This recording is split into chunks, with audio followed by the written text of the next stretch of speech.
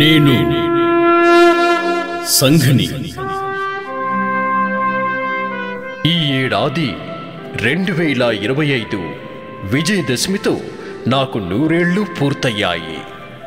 1925వ సంవత్సరంలో విజయదశమి రోజున నాగ్పూర్లో డాక్టర్ కేశవరావు బలిరాం హెడ్గేవార్జీ సంఘ్ అనే విత్తన రూపంలో నన్ను నాటినప్పుడు నేను భవిష్యత్తులో మహా వటవృక్షాన్ని అవుతానని ఆనాడు ఎవ్వరు కూడా ఊహించి ఉండరు.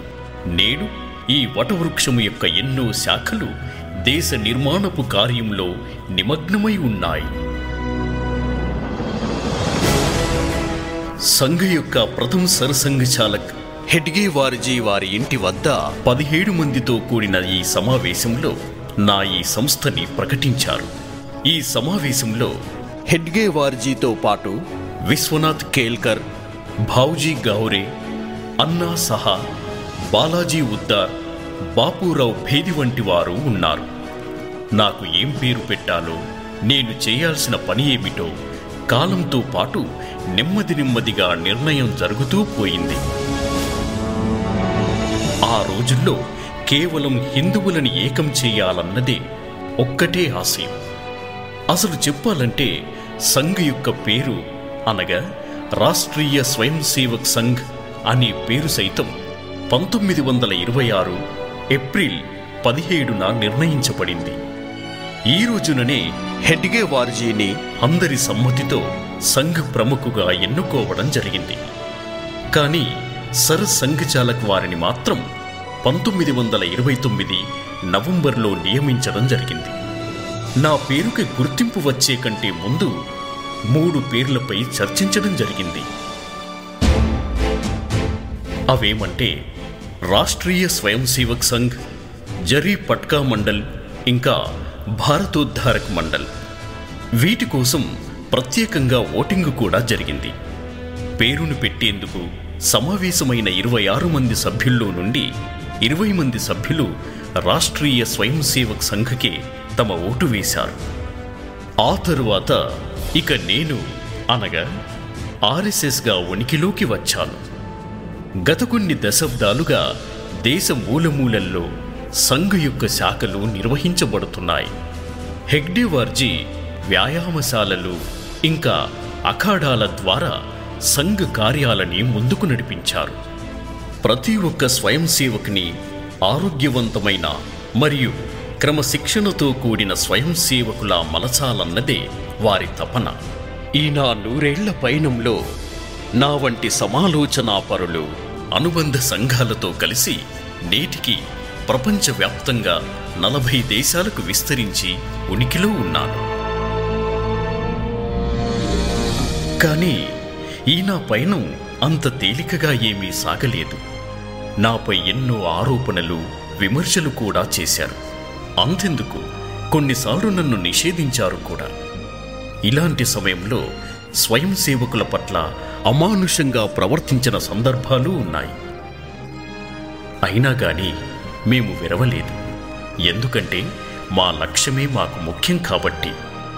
మేమంతా కూడా ఈ విషమ పరిస్థితుల్లో సమంగా ముందుకు కదులుతూ పోయాం.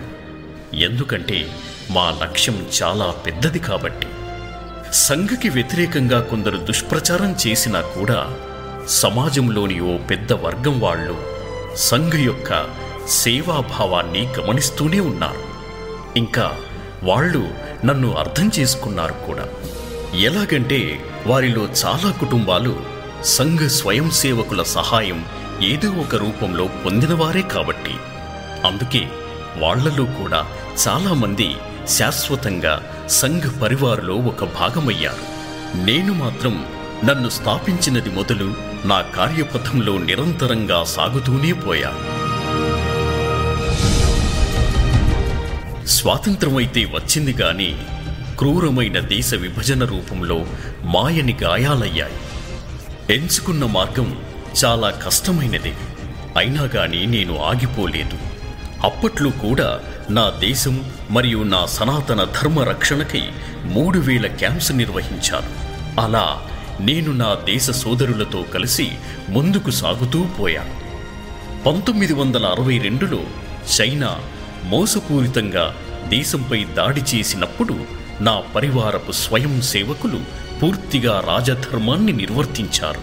ఇంకా తమ ప్రాణాలని పణంగా పెట్టి సరిహద్దు ప్రాంతాలకి ఆహారాన్ని చేరవేయడంలో మన దేశ సైన్యానికి సహకరించారు.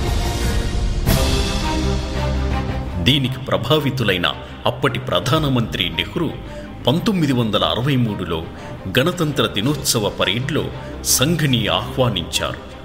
స్వయం సేవకులు ఆ గణతంత్ర దినోత్సవ పరేడ్లో పూర్తి గణావేష్తో పాలుపంచుకున్నారు. ఇంకా దేశం పట్ల వారికి గల అకుంఠిత దీక్ష మరియు నిరాడంబరతని ఈ దేశానికి చాటి చెప్పారు. ఆ తర్వాత 1965లో పాకిస్తాన్తో యుద్ధం జరుగుతున్న సమయంలో కూడా స్వయం సేవకులు ఎంతో మహత్కరమైన బాధ్యతని భుజానికెత్తుకున్నారు. ఇలా ఎన్నో విమర్శలు, ఎన్నెన్నో అడ్డంకులను ఎదుర్కొంటూనే సంఘటన పథంలో ముందుకు సాగుతూనే పోయింది. ఎలాంటి ఆపదైనా, యుద్ధమైనా నా నిబద్ధత భారత్కి సమర్పితం.